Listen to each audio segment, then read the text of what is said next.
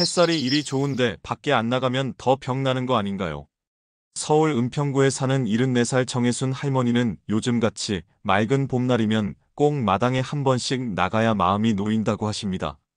그런데 지난주 병원에서 피부 검사와 시력 검사를 받은 뒤 의사 선생님한테 이런 말을 들으셨대요. 햇볕 너무 오래 쬐시면 안 됩니다. 피부암 초기 증상도 있고 백내장도 진행 중입니다. 그날 이후로 따뜻한 햇볕이 아니라 무서운 햇살처럼 느껴지기 시작했다는 정 할머니. 오늘 이 이야기는 단순한 남의 이야기가 아닐 수도 있습니다. 지금부터 봄볕이 어떻게 독이 될 수 있는지 함께 알아보시죠.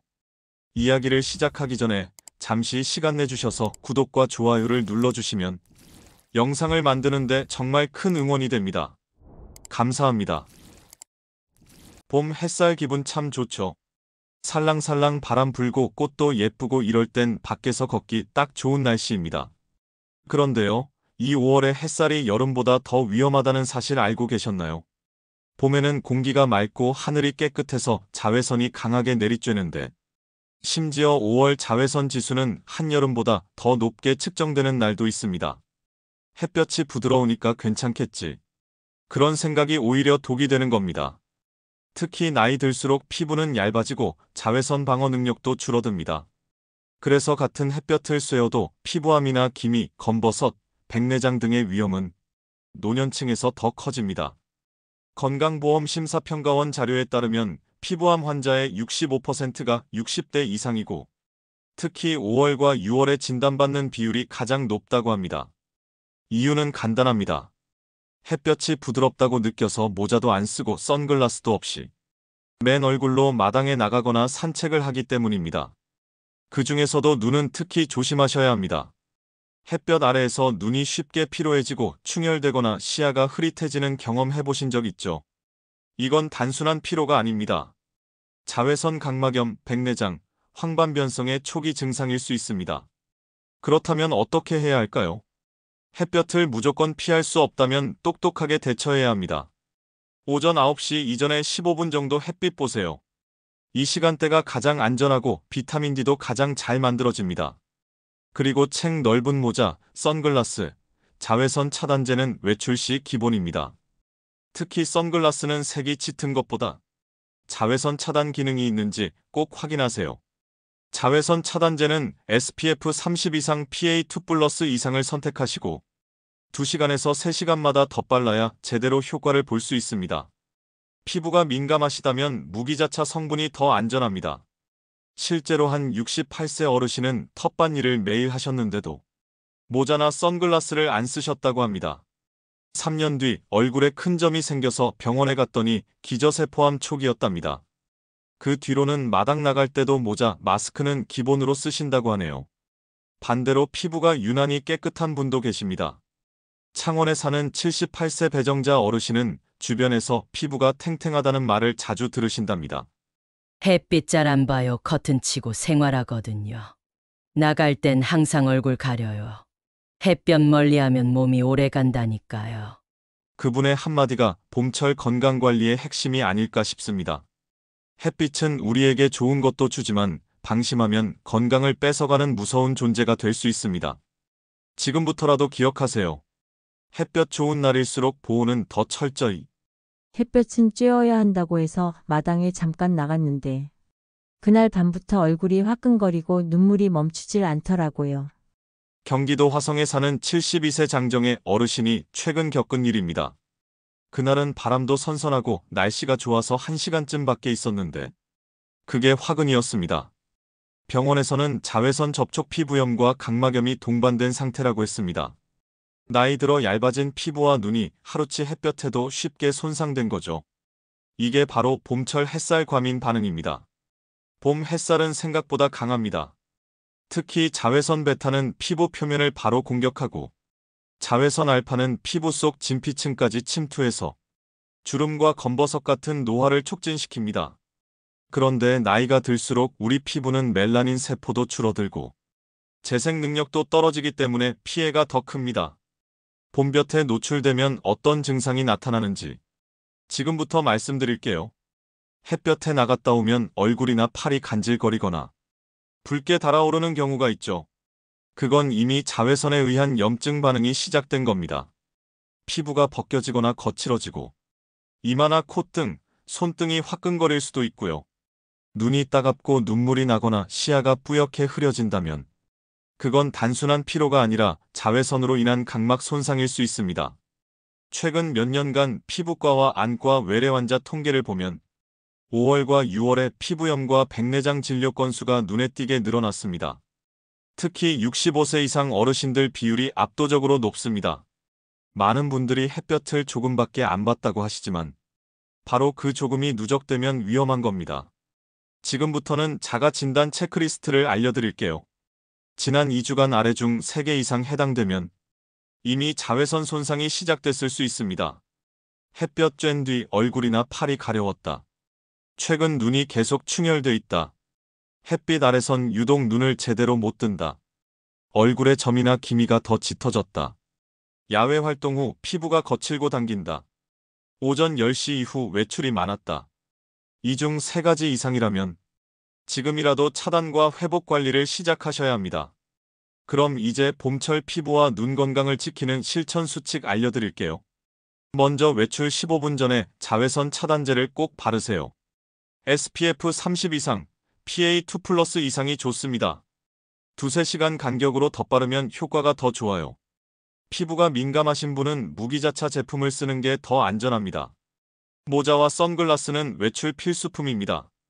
챙이 넓은 모자는 얼굴 대부분을 가려주고 자외선 차단 렌즈가 있는 선글라스는 눈과 눈 주변 피부를 보호해줍니다. 선글라스는 색보다 기능이 중요합니다. UV400 표시 확인하세요. 외출은 오전 9시 이전, 오후 4시 이후가 좋습니다. 자외선이 가장 강한 시간대를 피하고 그늘진 산책로를 선택하시는 것도 좋은 방법입니다. 야외 활동 후에는 냉찜질과 보습을 하세요.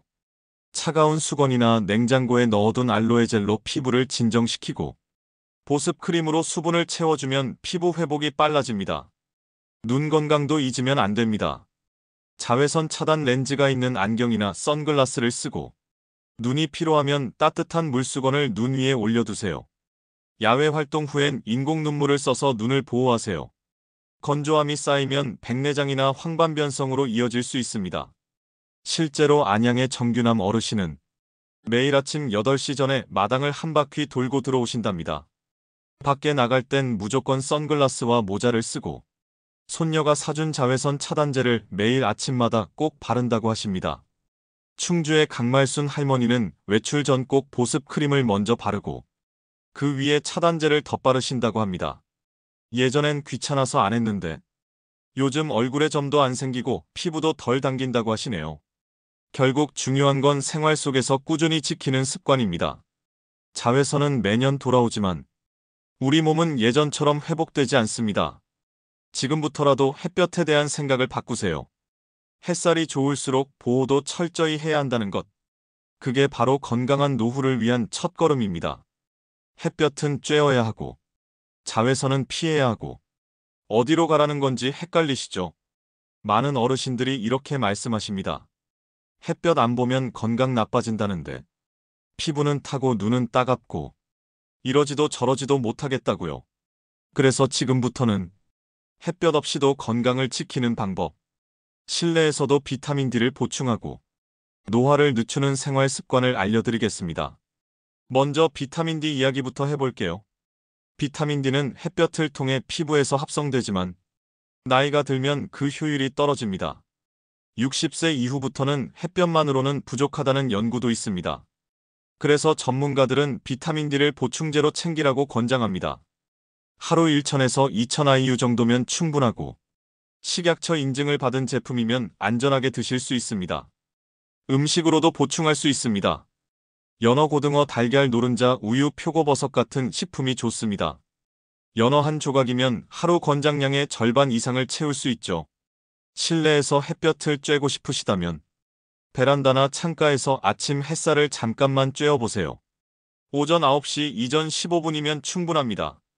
이번엔 실내에서 할 수 있는 노화 예방 활동을 소개해드릴게요. 첫 번째는 실내 걷기입니다. 거실에서 제자리 걷기, 계단 오르내리기, 천천히 반복만 해도 관절과 근육에 도움이 됩니다. 뼈 건강에도 좋고요. 두 번째는 두뇌 자극 활동입니다. 십자말풀이, 스도쿠 그림 맞추기처럼 머리를 써야 하는 놀이를 자주 해보세요. 일주일에 3번만 해도 치매 예방 효과가 있다는 연구가 있습니다. 세 번째는 손을 쓰는 활동입니다. 뜨개질, 퍼즐, 종이접기, 그림 그리기. 이런 활동은 손끝의 감각을 자극해서 뇌 건강에 좋고 집중력도 높여줍니다. 네 번째는 실내 스트레칭입니다. 아침에 10분, 저녁에 10분씩 가볍게 허리, 어깨, 목을 돌리는 스트레칭을 해보세요. 혈액순환이 좋아지고 통증 예방에도 효과가 있습니다. 다섯 번째는 식물 기르기입니다. 산세베리아, 스파티필름, 로즈마리 같은 식물은 공기도 정화해주고 마음도 편안하게 해줍니다. 매일 물 주고 잎을 닦아주는 것만으로도 기분이 좋아집니다. 실내에서도 눈 건강을 지켜야 합니다. 요즘엔 TV, 스마트폰, LED 조명 때문에 눈이 항상 피곤해지기 쉽습니다. 30분마다 눈을 감고 쉬어주세요. 습도는 40% 이상 유지하고 가습기 없으면 젖은 수건을 걸어두는 것도 좋습니다. 낮에는 자연광, 밤에는 간접 조명을 쓰는 것이 눈에 덜 필요합니다. 필요하다면 블루라이트 차단 안경도 써보세요. 안구 건조증 예방에도 효과적입니다. 이제 하루를 어떻게 보내면 좋을지 슬로우 라이프 루틴을 알려드릴게요. 아침 7시에 일어나서 창문을 열고 환기하세요. 가볍게 스트레칭으로 몸을 깨우고 아침 식사 후 비타민 D 보충제를 챙겨 드세요.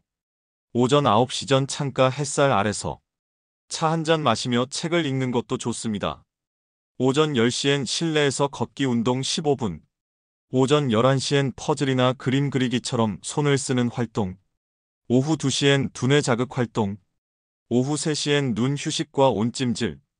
오후 4시엔 식물에게 물 주고 집안 정리. 저녁엔 가족과 통화하거나 일기 쓰기. 하루 3줄만 감사한 일을 적어도 기분이 달라집니다. 이렇게 하루를 채워보세요. 햇빛이 없어도 충분히 건강하고 활기찬 하루를 만들 수 있습니다. 그리고 한 가지 꼭 기억해 주세요. 지금 시작해도 늦지 않았습니다. 지금 이 순간이 앞으로 남은 날 중 가장 젊은 날입니다. 60세에 스키를 배우고 70세에 그림을 그리고 80세에 매일 산책하는 분들이 계십니다. 그분들은 특별해서가 아니라 지금 시작했기 때문에 그렇게 젊은 겁니다. 햇볕이 무조건 좋은 게 아닙니다. 지금은 똑똑하게 조절하고 지키는 게 중요합니다.